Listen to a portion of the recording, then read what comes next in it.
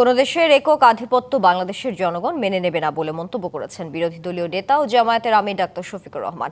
সকালে রাজধানীর মিরপুরে নিজ আসনে এক আয়োজনে এই মন্তব্য করেন তিনি। আয়োজনে উপস্থিত ছিলেন চীনের রাষ্ট্রদূত ইয়াওয়েন। জামায়াত আমির আরও বলেন, চীন বাংলাদেশের অভ্যন্তরীণ কোনো বিষয়ে হস্তক্ষেপ করেনি, অথচ কোনো দেশ একতরফাভাবে সবকিছু নিয়েই বাংলাদেশের অভ্যন্তরীণ বিষয়ে নাক গলিয়েছে। এদিকে জামায়াতের সহকারী সেক্রেটারি জেনারেল মাওলানা আব্দুল হালিম বলেছেন, সিটি কর্পোরেশন ও জেলা পরিষদে অবৈধভাবে প্রশাসক নিয়োগের মাধ্যমে সরকার গণতান্ত্রিক ধারাবাহিকতার উপর আঘাত করেছে। এক সংবাদ সম্মেলনে তিনি আরও বলেন, সিটি কর্পোরেশনে এমন নিয়োগের মাধ্যমে সরকার জনগণের মতামত ও জুলাইয়ের স্পিরিটকে অবজ্ঞা করেছে।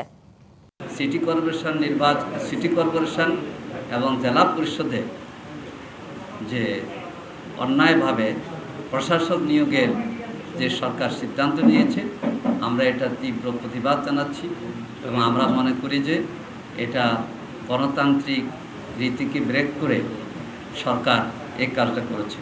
চীনের সাথে আমাদের কূটনৈতিক সম্পর্ক সুদীর্ঘ 50 বৎসরের এবং তখন থেকে শুরু করে চীন বাংলাদেশের অন্যতম বৃহৎ আন্তরিক পার্টনার।